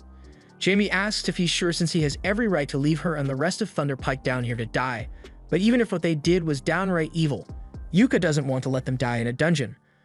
Unfortunately, Yuka underestimated just how short-sighted Simon can be because while Rain was maintaining the barrier, he decides to take her hostage. As a result, the barrier goes down, so the others are forced to fight the orcs to keep them away. Yuka wants to help, but he can't do anything while he's stuck in the scroll activation state, so Simon might actually kill Rain. Luckily, Jamie runs up from behind Simon and knocks him to the ground to save Rain. The scroll is about to activate, so Yuka yells for Jamie to come over to his side so she can teleport out of here with them. But before she could move, Simon elbows Jamie in the face and starts walking over to the teleportation circle. Barry and Camilla plead with him to carry them to the circle too because they can't move, but Simon doesn't care about them anymore, so he's fine leaving them behind. However, before he could get to Yuka, Jamie lasers him through the knee to stop him from getting to Yuka.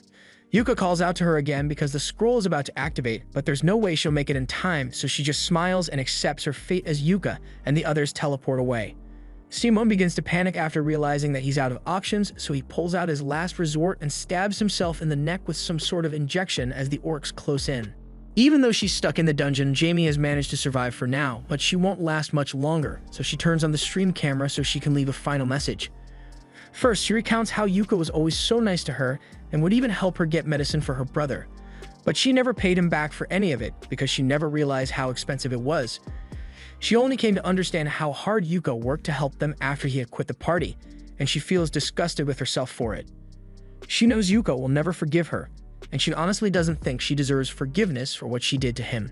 Just then, Jamie hears Simon angrily yell out her name, and she can't let him find her, so she sends out a recording of all of Thunderpike's crimes and apologizes to Yuka for everything she did. Yuka and the others just finished watching the stream, and it definitely sounded like Jamie has already accepted her fate. Yuka feels terrible for leaving Jamie to die in that dungeon, but Rain assures him that it wasn't his fault. It's hard to imagine that Jamie could have survived long down there by herself, but Benwood tells them that the guild actually received a distress signal from the dungeon recently. The message is full of static, but they clearly recognize Jamie's voice, so she must still be alive down there. However, the guild officials are still debating whether it is worth sending a rescue team down to save her because the achromatic dungeon is extremely dangerous. Yuka immediately gets up and says he will volunteer for the rescue mission because he can't leave a friend to die down there. He also asked Benwood to help him find another scroll of exit and says he's willing to pay for it no matter how much it costs. Benwood agrees to help him look, but he tells Yuka that it still hasn't been decided whether the rescue mission will be allowed. As Benwood walks off, Yuka tells the girls that he will go on the rescue mission alone so he doesn't put them in danger, but the girls refuse to allow it because they know Yuka is going to end up doing something reckless if he goes alone. Besides, if it weren't for Jamie, they all might have died in the dungeon, and after they put that slave collar on Rain, she would have been doomed to a life of servitude without Jamie's help. Speaking of the slave collar, Yuka asks Rain to come over to him for a second, and when she does, he starts casting a spell with the cursed mark he received, and he is able to disable the slave collar. Rain is amazed because slave collars are nearly impossible to remove once they are on. She asks Yuka what spell he just used, so Yuka tells her it's probably dark magic. He isn't sure exactly why he knows it, but it seems like new skills and spells are being forced into him by the mark of Persephone. This probably makes him a disciple of the No-Life King now, so Yuka jokingly asks them to keep it a secret from the church, but they are honestly worried about him. Yuka tells them there's no need to worry for now since it seems like Persephone just took a liking to him for some reason, so the mark shouldn't be a problem for now. Just then, someone starts banging on their front door, and they hear the voice of Bizio yelling for them to get out here. Yuka heads outside to deal with him, and Bizio arrogantly yells at him for taking so long to open the door. He then tries to punch Yuka, but Yuka just kicks him in the nuts. Bizio's guards attempt to draw their swords after seeing their master get nut-tapped, but they are immediately knocked out by Min and Marina. Yuka then tells Bizio that if he was hoping that Simone succeeded in blackmailing them, then he's sorely mistaken, and after the injuries Simone sustained, he most likely already died in the dungeon. Bizio starts to panic a little, but he is still certain that Simone would have at least succeeded in putting the slave collar on Rain, so he pulls out a slave-controlled gem and orders Rain to come out here. Rain slowly exits the house, so Bizio believes the slave collar must have worked, but then she whacks him over the head with a steel rod. She's about to double-tap him to make sure he stays down, but Yuka stops her because killing him in broad daylight would get them in trouble with the law. Rain agrees to stop since Yuka asked her, but she's not letting Bizio leave here without a fitting punishment, so she holds up the slave collar and sticks it around his neck. She then picks up the controlled gem and tells him that if he ever shows his face anywhere near them again, she'll make him die an excruciatingly painful death. Bizio begs Rain to understand that he just wants her to like him, but Rain tells him she belongs to Yuka, so she'd never like someone like him. Bizio can't believe what he just heard, and Yuka is getting sick of Bizio's obsession with Rain, so he walks up to him and uses dark magic to cast a spell on him. Now, if he even attempts to get close to Rain, his blood will boil and his balls will explode. That should be enough to keep him away for good, so Yuka then hands Bizio over to the police so he can face justice for his crimes. And in the meantime, they get their gear ready for the rescue mission. They've got all the weapons and medicine they could possibly need, but they can't begin the mission until they've gotten another scroll of exit. They are pretty rare, so even with Benwood helping them look for one, there's no guarantee that they'll be able to get it in time. Just then, someone starts pounding on their front door, so Yuka goes to see who it is and meets Lucent, the leader of the A-rank party Scordia.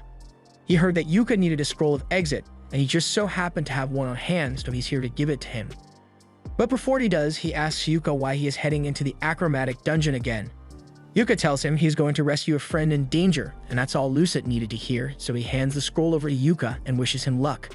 With this, Yuka and the others head down to the entrance of the achromatic dungeon, but Benwood and Mamara meet him there and tell him that the board has decided that it is too dangerous to send a rescue team to save Jamie. With that said, Benwood has no intention of stopping them from going in, but he will be forced to sanction them when they return. And Yuka is fine with that since Jamie's life is on the line here. Benwood asks Yuka if he even knows where to look for Jamie down there, and while Yuka isn't exactly certain, he is sure everything will work out. From what he has learned about the achromatic dungeon, it is a dungeon that leads you to entirely different worlds, and he is fairly certain that the world you end up in is determined by the adventurer's subconscious thought. That's why when Benwood and Mamar went into the dungeon believing it was the most dangerous dungeon ever, that's exactly what they got. But when Yuka and his party entered with the goal of searching for abnormalities, they encountered the most abnormal place possible. Following that logic, if they go into the dungeon with the goal of finding Jamie, then the dungeon should take them straight to wherever Jamie is. The group heads into the dungeon and rush forward to take down the monsters on the first floor as quickly as possible. And now that they've cleared the first floor, they head down the staircase in hopes that it will skip them to the floor Jamie is stuck on. And it looks like it worked because they end up on a new floor, so Jamie must be around here somewhere. But this place is creeping everyone out because it looks like it has been completely destroyed, so Silk suggests they should hurry up and find Jamie so they can leave as soon as possible. Just then, Min finds a trail of blood leading into an apartment complex, so the group follows it, and they find Jamie badly injured and bleeding out by the well. But she isn't the only one there. Simon suddenly appears, and Yuka is shocked to see him because there's no way he could have survived the dungeon after all the injuries he suffered. As Simon approaches, everyone is put on edge because he was already bad enough when he was just a human, but now he's something else entirely. It's the feeling they had when they went up against the Shadow Stalker, leading Yuka to realize what must have happened. Among the artifacts that Bizio gave Simon, there was one that was particularly dangerous, and Simon must have used it to turn himself into an undead so he could stay alive.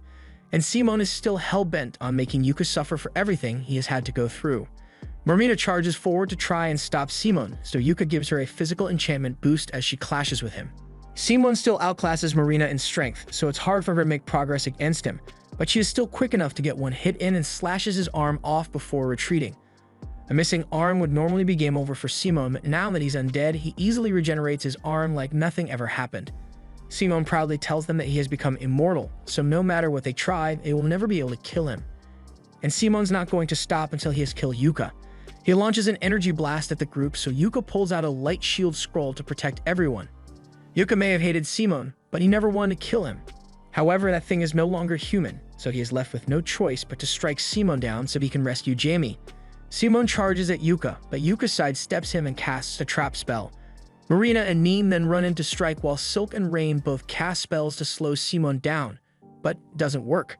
Simon is able to break free instantly, so Yuka charges back in and begins slashing away at him.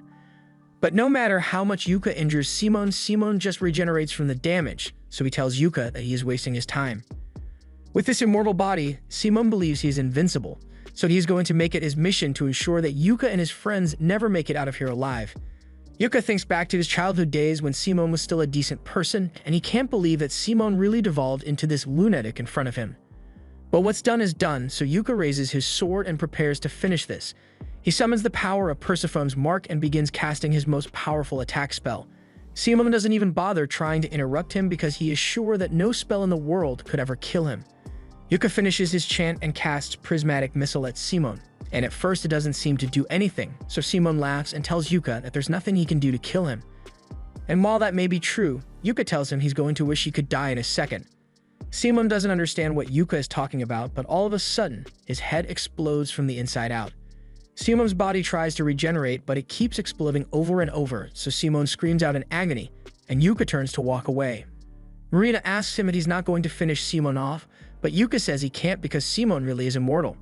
That spell he cast was a modified Prismatic Missile, which in theory will remain active until its target dies. So with Simon's immortal body, he is doomed to suffer constant agony for all eternity. Yuka feels terrible about what he has just done, but he was left with no other choice. He then walks over to check on Jamie's condition, but it's not looking good for her. Rain has been trying to cast healing magic on Jamie for a while now, but it's not working. Yuka asks Rain if she's got any healing potions left, and she does, but even the healing potion doesn't work. Jamie tells them that it's an effect of Simon's magic blade, so no amount of healing magic will ever close the wound. She tells Yuka it's over for her, but Yuka refuses to let her die, so he decides to use Persephone's Mark. He has no idea if this will work, but he puts Jamie's hand on the mark and casts Dispel Magic on her, and it successfully lifts the curse from Simon's sword. Jamie is relieved that Yuka managed to save her, but she's lost a lot of blood, so she ends up passing out. Yuka's worried about her, but Rain says she should be fine after she gets a little rest. Now that everyone is safe, Mean says they should hurry and get out of here because it just turned nighttime and a ton of Shadow Stalkers are spawning. The Shadow Stalkers spot Simon on the floor in pain, and they decide to add to his suffering by ripping him to shreds over and over. Yuka still feels guilty for causing Simon's eternal suffering, but there's nothing that can be done for him now, so Yuka pulls out the Scroll of Exit and says goodbye to the man who was once his friend. After returning, Yuka and Jamie are summoned by Benwood, and Benwood says that as the guild master, he is obligated to punish Clover for their actions. Yuka already expected this since they did go into a dungeon that was meant to be sealed, but the only punishment Benwood is giving Clover is a 1-month suspension. Yuka is surprised that that's all. But then Benwood turns to Jamie, and as a former member of Thunder Pike, he is required to punish her as well for her role in the party's crimes. But all she's getting is 1-year suspension. Jamie asks if he's sure she should get off so lightly because Thunder Pike did a lot of awful stuff, and she was an accomplice to most of it, so she was sure that she would be exiled. But while that may be true, Mamar says Jamie earned some leniency by providing evidence of Thunder Pike's crimes, and she never directly participated in any of their illegal activities, so there is no need to punish her further. As they are leaving the guild, Jamie apologizes to Yuka because Clover got punished for coming to save her, but Yuka tells her she doesn't have to worry about it. Jamie tells him she can't just stop worrying about it because she took advantage of Yuka's kindness for so long. She is disgusted with herself for just going along with all the abuse the party dished out on Yuka. She asks him if he thinks she can change, but Yuka tells her she has already changed a lot because she just apologized to him and they are having a normal conversation. Honestly, Yuka sometimes wonders if things might have been different if he had been more vocal about all the things he did to help Thunder Pike back then, but there's no use in thinking about it now. He asks Jamie if she's ready to go home yet because he's sure her brother must be waiting for her, so she thanks him one final time and the two go their separate ways. Yuka later meets with Mamar to tell her that he wants to invite Neen to become a permanent member of Clover. Mamar is happy to hear that, but she asks Yuka if he's sure Neen will be able to handle herself in Clover. Yuka tells Mamar that Neen has actually been doing so well that he forgot she was here on a temporary basis, and if Yuka is so certain, that Mamar says she'll get the paperwork started right away. Yuka mentions that they should probably wait until he can get a response from Min since he still doesn't know if she'll accept his offer, but Mamor tells him there's no way Min would reject it. However, if he wants to ask her himself, he can because Min has been eavesdropping on the whole conversation. She tries to explain that she just came to deliver a message to Yuka, but Mamor still scolds her for spying on them and for getting caught so easily too. Since she's here anyway, Yuka asks her if she would like to become a permanent member of Clover, and Min eagerly accepts. Mamor is happy for Nin, so she hugs her and tells her to do her best with Yuka and his companions from now on. As they leave Mamor's office, Yuka asks Nin about the message she said she was supposed to give him. So Nin hands him a letter from Silk, and as soon as Yuka reads it, he understands what it's about. Nin asks him what it's about, so Yuka tells her they should probably go visit Jamie.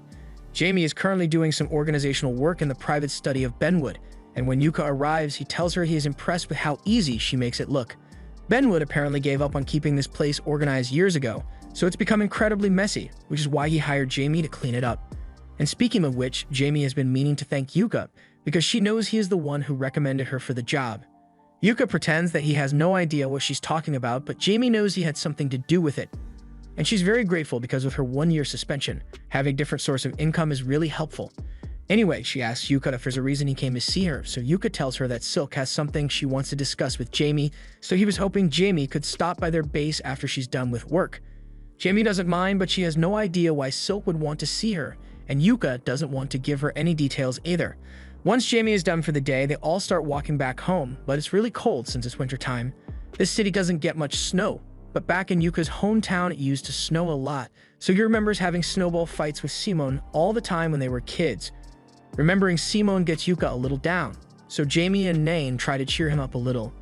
They eventually arrive at the Clover house, so Yuka tells Min and Jamie to head in first. Min and Jamie get the feeling that Yuka is up to something because he never acts like this, but they still don't know what it is, so they just head inside. However, as soon as they set foot in the house, they are met with a party others had organized to welcome Min and Jamie to Clover.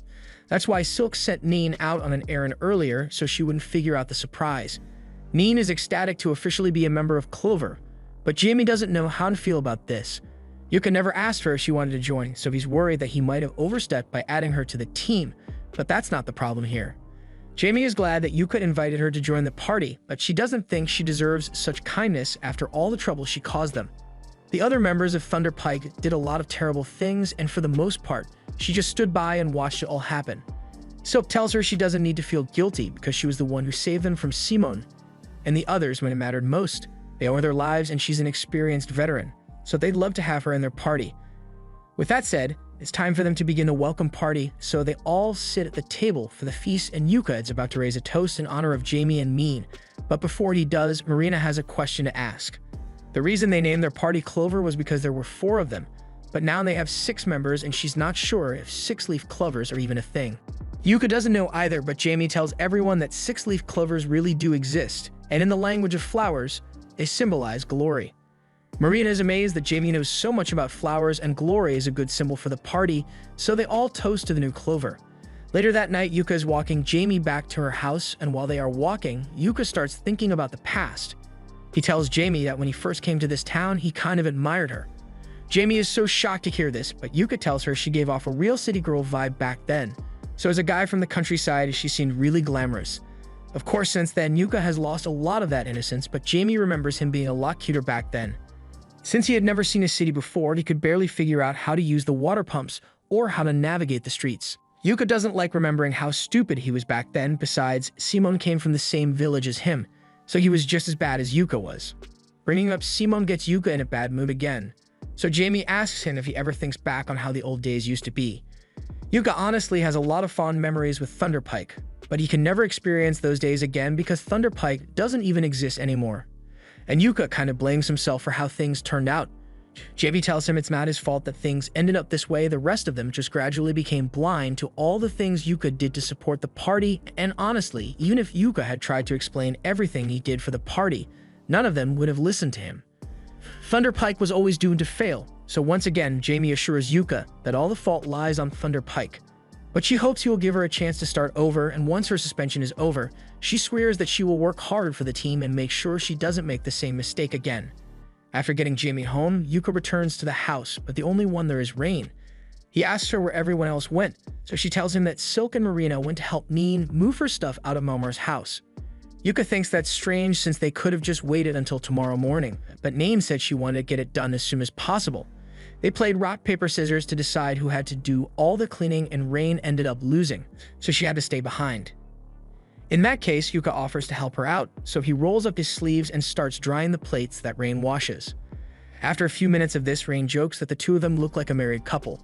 Yuka is so shocked by what she said that he nearly drops the plate he was holding, but then Rain starts pouting because he didn't need to react like that. She asks him if he would want her to be his wife, and without hesitation, Yuka answers that he'd love that. He then grabs Rain's hand, but then he stops because he doesn't know what to do next. So Rain takes matters into her own hands and kisses Yuka, saying this is how she feels about him. But before Yuka could respond to her, the others return home and ask for his help carrying Neen's stuff, so he rushes out of the kitchen. A few weeks later, Clover's suspension is finally over, so Yuka heads into the guild to talk to Mamar. Mamar asks him if he's here to pick out a quest, but he says he actually just came to say hello today. However, the look on Mamar's face tells him she has an interesting quest for him, so Mamar leans in to give him the details. This information hasn't been made public yet, but a new dungeon has been found along the bank of Lake Rang, and it has been over 10 years since a new dungeon was found. So this is some major news. Mamar suggests that Clover could use it for their comeback stream because exploring a new dungeon would certainly create a lot of buzz. Yuka really likes the idea of exploring a new dungeon, but for Clover to be given such an opportunity right after their suspension, and it almost seems too good to be true. Mamar explains that because Yuka and the others did such a good job investigating the achromatic darkness, the Royal Academy thought it would be a good idea to have him investigate this new dungeon as well. And the request is coming directly from the kingdom, so the payout will be great. Yuka's honored to receive a request like this, but this is too big for him to give an answer on his own, so he says he will respond once he has had a chance to talk to his teammates. A little while later, Yuka returns home and finds Marina polishing her gear on the table. She takes one look at Yuka, and she can immediately tell that he found an interesting quest. Yuka confirms it and asks Marina where everyone else is so he can talk to them about it.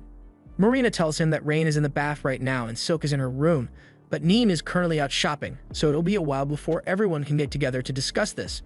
Yuka decides to wait till dinner time so he can tell everyone, so Marina says she's going to head to the guild for a little bit because Jimmy said she has something cool to give her, but she says she'll be back in time for dinner. Just then, Rain gets out of the bathroom and greets Yuka, but her hair is still wet, so she sits down and asks Yuka to dry it for her. Yuka has no objection, so he starts drying her hair, and while he's doing that, Rain asks him if he found a new quest because she can tell that he looks happier than usual. Yuka doesn't understand how the girls can tell just by looking at his face, but he confirms that he did find a new quest. But before they talk about that, Rain is going to need to learn how to dry her hair by herself. Rain says she can do it on her own, but she just wanted Yuka to do it for her this time. Once Yuka is done drying her hair, she tells him she's going to go take a nap, and Yuka reminds her to stay warm so she doesn't catch a cold. But then Rain invites him to come help her stay warm in bed if he's so concerned. Yuka freezes up after hearing this, but Rain was just teasing him to see his reaction. After Rain leaves, Silk shows up, and she has prepared 2 cups of hot cocoa since it's so cold out. They sit down together to drink the cocoa, and from the look on Yuka's face, Silk guesses he must have found a good quest for them to take. Yuka still has no idea how everyone keeps figuring it out, but he decides to tell Silk about it so he can get her opinion. He tells her a new dungeon has been found and they were asked to investigate it. Silk thinks that what a great opportunity to Clover, but she tells Yuka that he needs to be the one to make the decision because he's the leader of the party. Besides, for how excited he looks, Silk already knows he wants to accept the quest. Yuka admits that he is really excited about it, so he says he will head back to the guild to get the details for the quest. And while he's gone, he needs Silk to check to make sure they have enough supplies for a dungeon assault. Silk agrees to help, but she also asks Yuka to go talk with Jamie while he's at the guild. Yuka doesn't mind, but even if they accept the quest, they won't be able to take Jamie because she's still suspended. But that's not what Silk was talking about. She was planning a party for tonight to celebrate the end of Clover's suspension, so she wanted Yuka to tell Jamie that she and her brother are invited.